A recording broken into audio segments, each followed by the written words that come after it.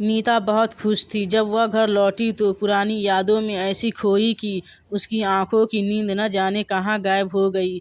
उसे समीर ही समीर दिखाई दे रहा था। जब वह पहली बार समीर से मिली थी तब उसे देखते ही उसका दिल धड़क उठा था। समीर एमटेक फाइनल ईयर का छात्र था और नीता फाइनल 8 की।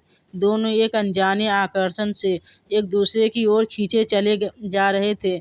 दोनों रोज मिलते, प्रेम के सागर में डूबे। दोनों एक दूसरे के बिना जीवन निरर्थक लगने लगा था। समीर नीता के सौंदर्य और उसके मधुर स्वभाव पर मुग्ध था और नीता तो समीर की दीवानी थी। जब कभी अपने सपनों के शहजादे की कल्पना करती तो उसकी आंखों में समीर का ही चेहरा आता। नीता समीर से रोज मिलती थी। एक दिन नीता समीर के प्यार में सराबोर हो ऐसी बही की सारी सीमाएं ही भूल गई। मगर समझदार थे दोनों, इसीलिए पूरी सावधानी बरती थी। नीता की प्रेम के रंग में रंगी पतंग आसमान में ऊंची उड़ती जा रही थी। तभी एक दिन वह पतंग अचानक धम से नीचे आ गिरी। दरअसल हुआ यह कि नीता को नहाते समय शीशे में अपनी पीठ पर एक सफ़ेद दाग दिखा। वह उस दाग को देखते ही विचलित हो उठी कि यदि यह बीमारी फैल गई तो कैसे जीवित रहेगी वह। समीर का ख्याल आते ही उसके मधुर सपने कांच की तरह टूटकर बिखर गए। उसने रोते रोते माँ से कहा, देखो न माँ, मेरी पीठ पर यह कैसा दाग दिखाई दे रहा है। नीता की माँ शांति ने जैसे ही दाग देखा तो वे भी परेशान हो गई। फिर एक दिन शांति ने अपनी सहेली से कंकर बाबा का पता लेकर नीता से कहा, चल नीता बेटी, तैयार हो जा, मैं तुझे कंकर बाबा के पास ले चलती हूँ।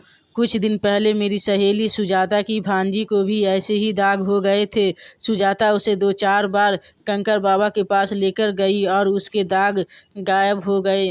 नीता को माँ से ऐसी बात की कतई आशा नहीं थी, अतः झुंझलाते हुए बोली, माँ, आप पढ़ी लिखी होकर कैसी बातें कर रही हैं।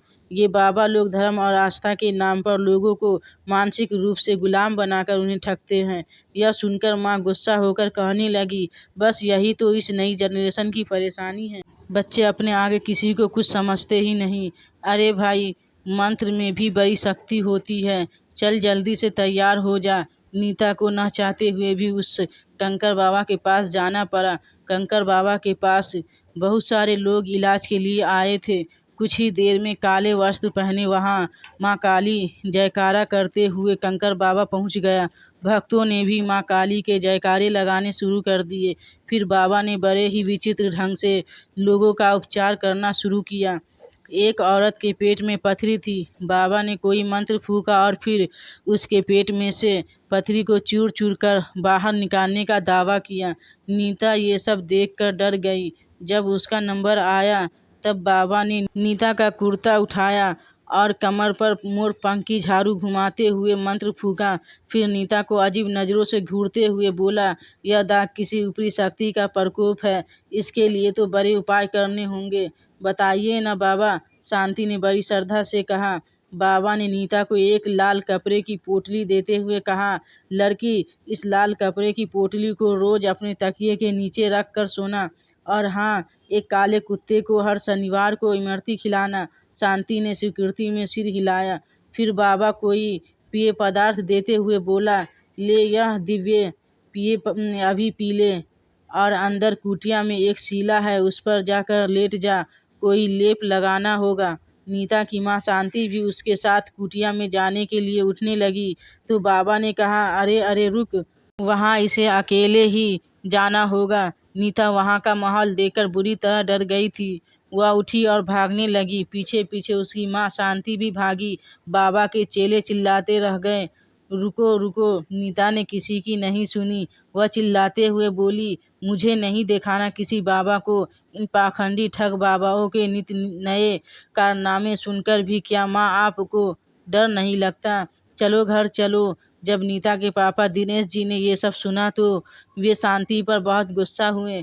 बोले, शांति, तुम किस पचड़े में पड़ी हो? ये बाबा ओझा आदि तंत्र मंत्र और दिव्य शक्ति के नाम पर सीधे साधे लोगों को मूर्ख बनाते हैं। न जाने अकेले में वह बदमाश क्या क्या करता।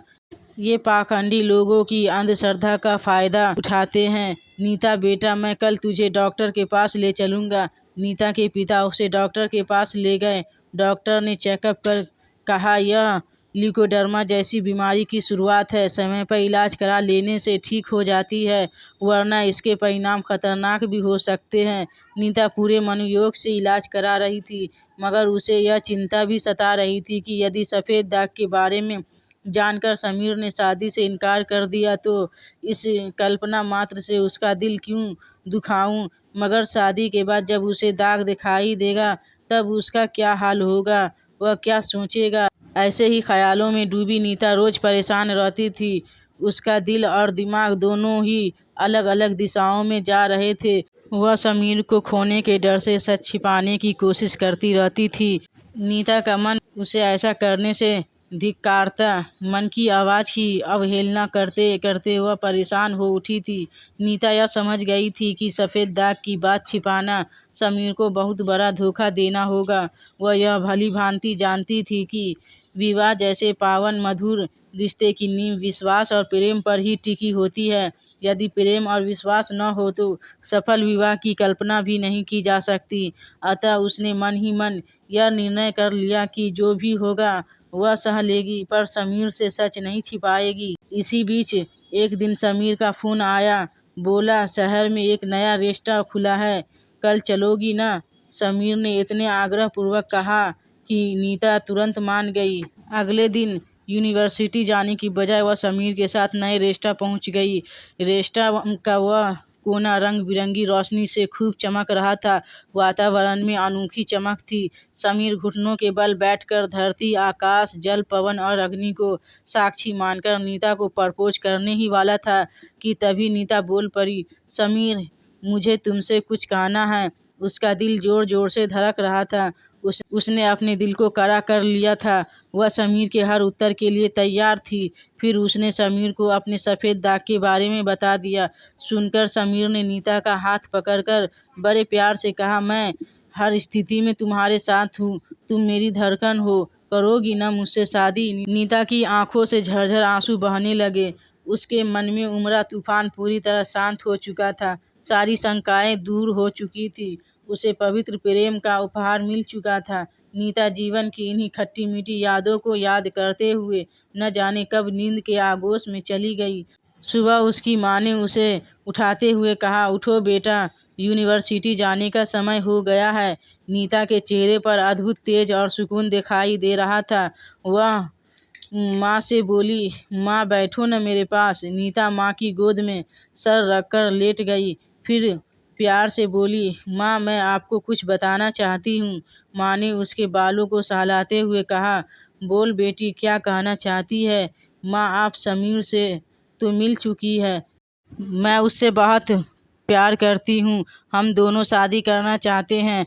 यह तो ठीक है बेटी, पर क्या वह तेरी बीमारी के बारे में जानता है?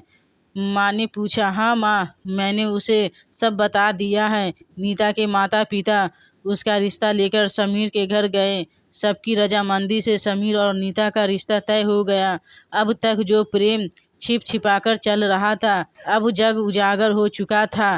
कुछ ही दिनों में बड़ी धूमधाम से दोनों का विवाह हो गया। अपने कमरे में नई नवेलन दुल्हन नीता रिश्तेदारों से घिरे समीर का इंतजार कर रही थी। थोड़ी देर में नीता की प्रतीक्षा की घड़ियां समाप्त हुई। समीर को देखते ही वह खुशी से झूम उठी। पति पत्नी अपनी न्यारी प्यारी दुनिया में खोए रहे। बहुत देर हंसते बतियाते रहे। नीता ने कहा, समीर, तुमने मुझे मेरे दाग के साथ अपनाकर मेरा जीवन सफल कर दिया। समीर ने नीता का चुम्बन लेते हुए कहा, तुम्हें याद है वह दिन जब तुम उदास मदमाती बेल की तरह मुझसे लिपट गई थी और सारी सीमाओं को भूल गई थी? समीर की बात सुनते ही नीता शर्म से लाल हो गई। समीर बोला, सच बताऊं तो मैंने तुम्हारा दाग उसी दिन देख लिया था। मैं तो तुम्हारी भोली सूरत, समझदारी और मधुर स्वभाव पर हमेशा से मुग्ध था। नीता, मैं तुम्हें बहुत प्यार करता हूँ, पर मेरे मन के किसी कोने में यह इच्छा दबी थी कि तुम अपने जीवन का सत्य मुझे स्वयं बताओ। नीता, उसे रेस्टा की रंग बिरंगी रोशनियों में तुमने सच बोलकर मेरे विश्वास को हमेशा के लिए जीत लिया। नीता, तुम मेरी जिंदगी हो, मैं तुम्हारे बिना अधूरा हूँ।